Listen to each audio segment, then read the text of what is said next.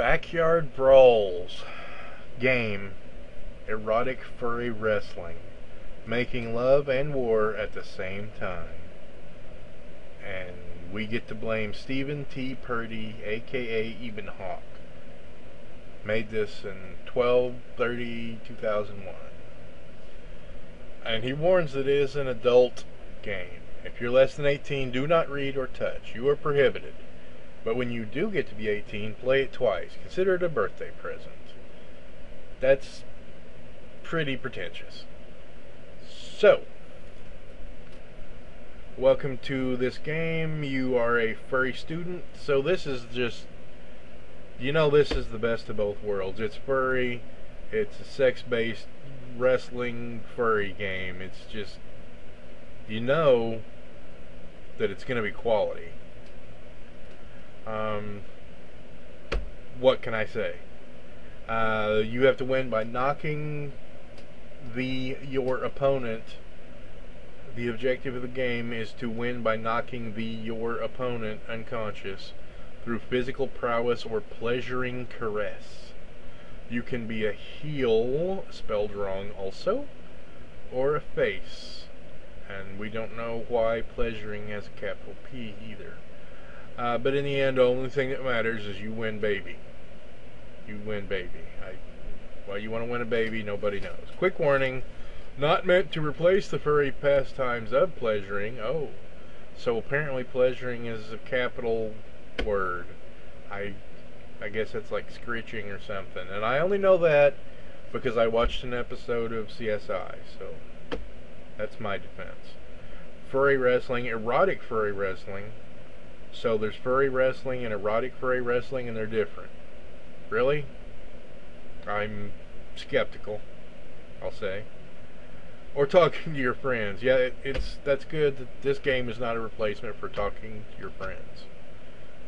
That would be a little disturbing. In fact, it's only meant for fun and to give drinking furs a game to play. To give drinking furs a... I know that's English. I recognize, I can spell it. I can read the letters. I know those make English words. But it's meant only for fun and to give drinking furs a game to play. It's like anvil watermelon. Okay. Heck, you can use the game to get started in your own wrestling or pleasuring, capital P, activities. I would be much pleased. Well, if he would be much pleased, then let's start. Things you need to play: 6-sided dice, wrestling sheets, some counters, and something for an advantage token. There's a rule of 7. Maneuver is successful if all the die roll and all the modifiers equal 7 or more. What you need to know of the birds and the bees. Okay, that made me chuckle. Determine the type of match you're playing. Pick a student for each player. Approve the fighter. Get tokens for damage. Do a lockup. Ownership token. Again, it's surprising. These games, there are actual game mechanics to them. It's like these people sit down, go, I have a really bizarre idea for a game. I want wrestling furs or furries or whatever. But then they actually make a real game with real game mechanics. And it's just, I'm dumbfounded every time. I'll see a new one and be like, really? Another one? I can't believe people are able to have some of these strange ideas. I mean, I don't mean to insult anybody. It's just, this is not me, so it's deviant from my perspective, so it's weird to me. And it's just the fact that they can come up with, I mean, again, this is not a groundbreaking set of rules, but it is a set of rules. But anyway, you check for the end of battle. If successful, note the physical damage or rapture points, which a rapture is again in a capital, so I would call it something else. Seems like seems like there would be a better word, but apparently they use a capital rapture. In most cases, it's going to be a one-on-one battle for connivance sake. I guess you're conniving somebody. You can call it a pinfall match. Others are described under special matches. It's basically whenever your fur goes unconscious for a count of 3. You can pleasure the other person until they rapture, climax. They don't call it climax, they call it rapture, but they tell you that rapture means climax. So, that's, at least it's logical, I guess. Second, pick a player. Okay, first determine the match. Okay, second, pick a player. I think you're the player. I don't think they quite have the terminology down. Each student has a rumble sheet. Oh yeah, a rumble sheet. Look at the student, make sure you can live with him or her. There are no shims in the bunch. I'll take your word for it, not being any shims in the bunch. Make note of the sex and preference of the student. If you don't like this part of the student, then choose another. Yeah, don't make your own, whatever you do. Some of the students are chibi furs. Oh, they're small furs, but they are also adults, so there's no statutory rape or sex or anything going on here, apparently. They are from smaller species of the chibi gene. They are not children and are usually the toughest student on the playground. Okay, you've insured yourself enough on that one, I think. We can move on and that can stop being awkward. As far as stats are concerned, you either have 1 for normal or 2 for superior. That is pretty simple. Each student has 4 stats in the ring post. I don't know what 4 stats in the ring post means. Physical rapture. That's your sensual skills and endurance. Recovery to regain physical might. And knockout. Add a roll to avoid being knocked out. Each student also has basic skills. Causes 1 box of physical damage or to bring a fur 1 step closer rapture. I think 2 needs to be in there. High risk maneuvers. Finishing moves and specials. They modify the way a student works in the ring. So they're students, but they're adults. So they're all 18-year-old students.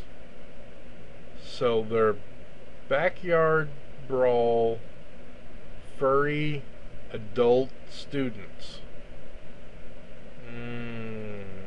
Okay. I think I may see a flaw, but I'll just continue. Capacity boxes, you have physical and rapture. That's the amount of pleasuring you can take before you rapture.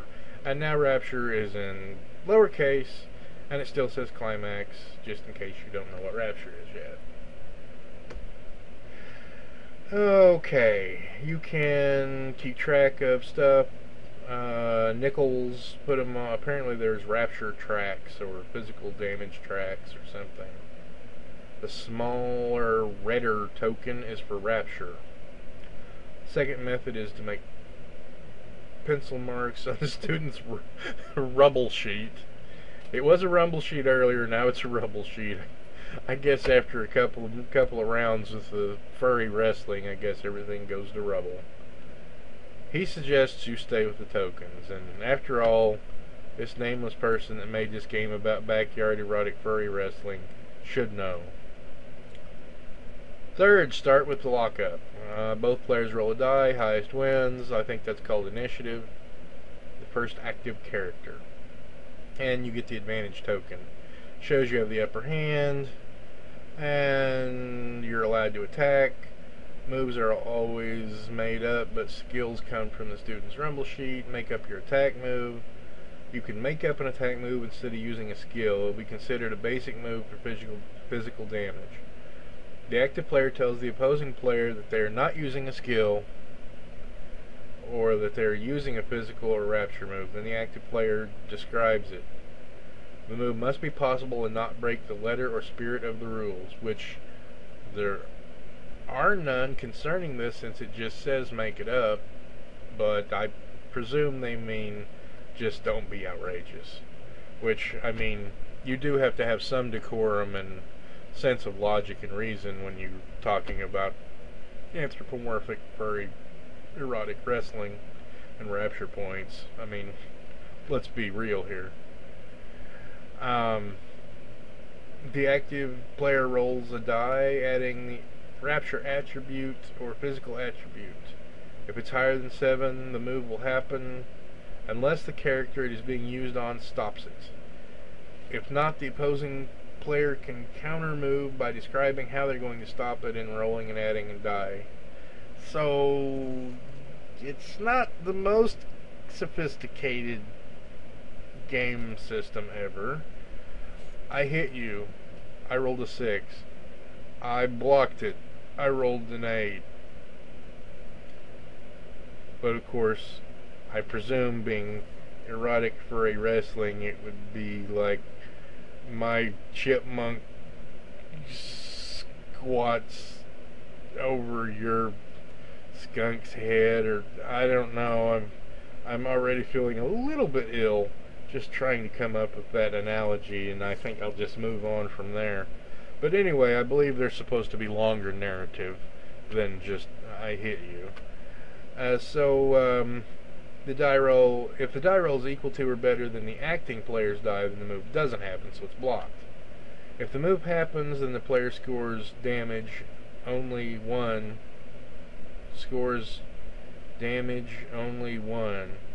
to the opposing player, or generates only 1 point of rapture stimulation, depending on if it was a physical or pleasure move. Moves must either cause rapture or stimulation, physical damage, or knockdown. And you can also attack with a basic skill such as did it tell about basic skills? Oh yeah, the high risk maneuvers basic skills, okay. And then you have high risk maneuvers. I'm not sure how you have a high risk pleasure maneuver. If you fail, do you miss and fall on the ground? What would you possibly have been doing or attempting to do that would... yeah, I'll go on. Then there's a finishing move. You have to have the advantage token and completed at least one basic move without the opposing player succeeding with a maneuver of his own.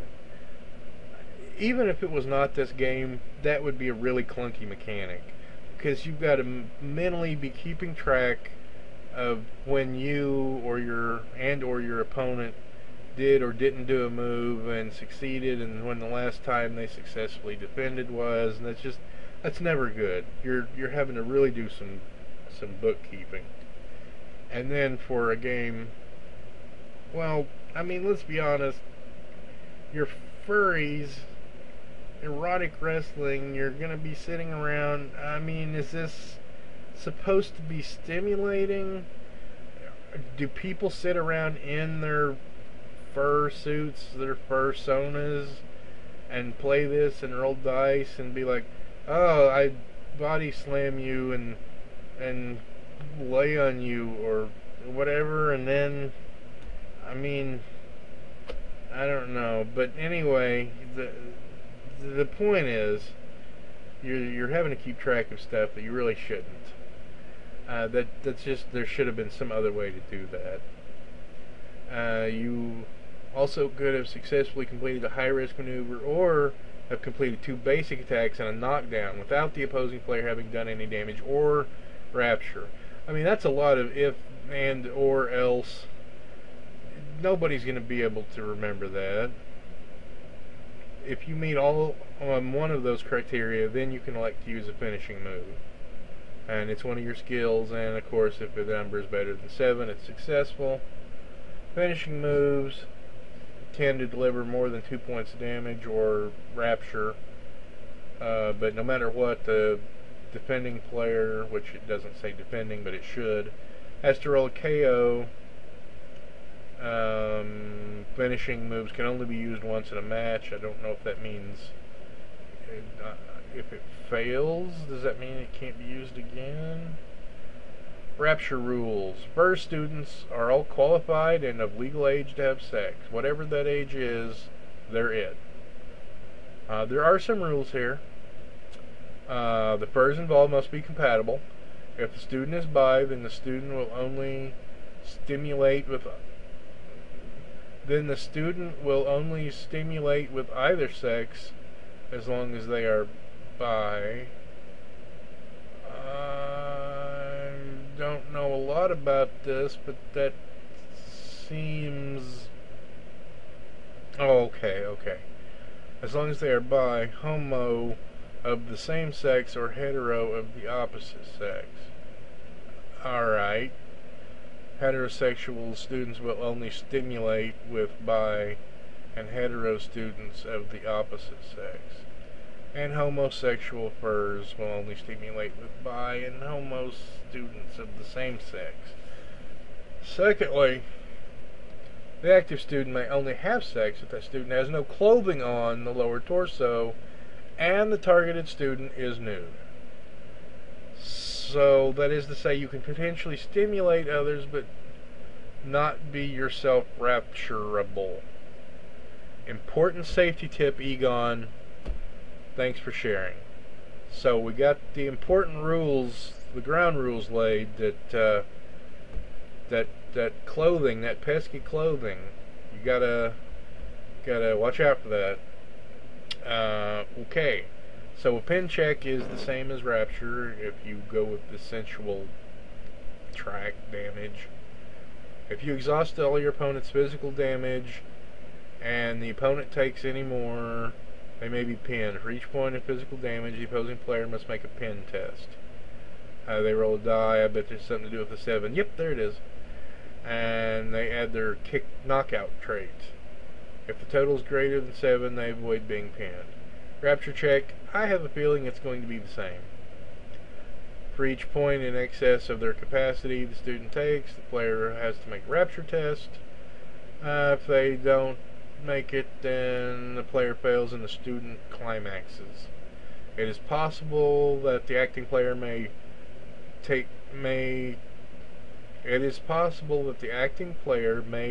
fail a high-risk skill and stimulate themselves to rapture.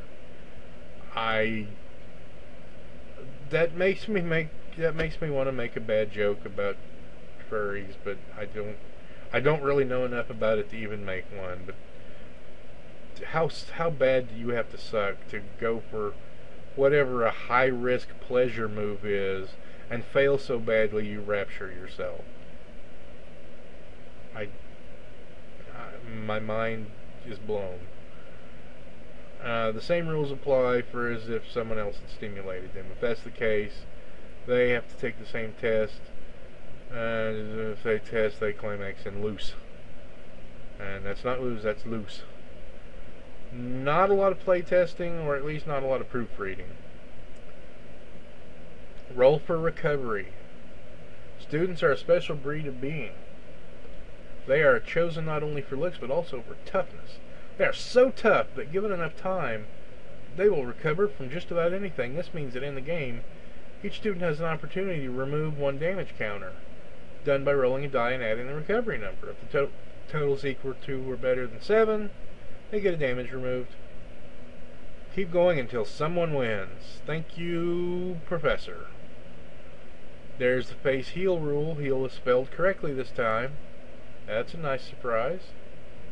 Now they've changed it back. Okay, well that's, yeah, alright. That's fair enough. They can start with the edge. They'll get +2 to miracle comeback. Faces do. Heels always start with the edge. I see. They'll I guess kick you in the corner, do a Pearl Harbor job or whatever Gorilla Monsoon used to call it. If the player chooses to be a heel, and back to being spelled correctly this time, I almost have the feeling 2 different people worked on this, but that's really sad. They get to use their heel move if they have one. That would suck to be a heel without a heel move, but it would kind of defeat the point of being a heel. If the player chooses to be a face, they can get access to the student's face move if they have one. If both want to be a heal, each player rolls and the higher gets the die, unless surely you could both be that. I don't see any reason why they just... Anyway, that just seems pointless. There's a miracle comeback. That's you've been beat down, and then you make the miracle comeback and probably remove damage tokens. And you got sustained moves marked with a asterisk or a snowflake in this case. Their holds or locks. Once the hold is successful, it does its standard damage or rapture again as normal. Now the two players roll a die. If the active player wins, the opposing student takes 1 damage or rapture according to the type of attack. So that's sort of a held continuous action. And then there's knockdown, which the easiest, best way to knock a student down with a skill has a special effect that does it. And then there's getting back up. And then there's removing clothing. True that our students are both durable and flexible. Even they find it hard to rapture when their clothes are on. Well, that's just the way the world is, isn't it? It's a tragedy. Before you can stimulate, your opponent must have no clothing accessories to block your advances. Whoa! If your student has clothing on his or her lower extremities, then those clothing have to go as well. This is accomplished simply. To remove the clothing, one must use a skill or make up a move using physical as the attribute that will get the job done. On that round, you remove an opponent's clothing. They will not take damage. Being vulnerable to rapture stimulation and embarrassed is usually more than enough. The active player will remove any amount of clothes at will in turn instead of attacking. If the opponent wishes to stop you, they can try, as this is in reality a move performed on yourself. Yeah, so why would you be doing that? Why would they stop you from disrobing? Okay. Probably a question for the ages that nobody really wants the answer to. Then you take the advantage, and then there's a tag match, which that just sounds wet and sloppy. Two students are attacking one when the tag is made. I'm just getting mental images of 4 furries, and it's breaking my brain. The matter of size, I hope that's not what I think it is. To be honest, most furs are one size large. However, some furs are small. They are called chibi furs. These furs are not children. They are just small. Okay. You've well played. You've once again protested too much that they're not children. To make it to this level, they've had to be tougher than anyone, twice their size, and extra rapture resistant to boot. But they're still half the size of the other furs. Large students making physical attacks on chibis gain +1 to the rolls. Chibis making rapture stimulation attacks on large students get +1. Chibis making a KO check get +1. Why? And then there's outside the ring, because this apparently really happens in a real wrestling ring. In the backyard. Although, no, I'll go on. The squared circle, or battle area, is its own world. It's a dangerous place filled with dangerous objects. Rather than name all the possibilities, which could take a year, no, I've done it. I make wrestling games. It'd take an hour at most, and then it would be done. But I digress. The squared circle, let's see. All attacks cause 1 more damage. High risk maneuvers. So basically everything gets +1 more damage than usual. active player, you can throw them out of the ring and prevent them from leaving or coming back in. There's disputes. The resolution of any argument is 2 players. If there's a second argument, I don't know. More tag team. And there's To the Rapture Love Grudge match, which is just another really confusingly worded thing. KO tests are voluntary. Lights Out Battle Royal, where they undoubtedly all jump into a big pile and scritch each other until somebody raptures. Sex and Violence match, and the winner converts all his remaining damage to rapture capacity. All actions must be rapture oriented. Yep. So there is that laudable historic document known as Backyard Brawls game. Thankfully, we haven't lost this to the ether of the internet. It has been saved for the betterment of humanity. And I'm your host, and I'm out of here.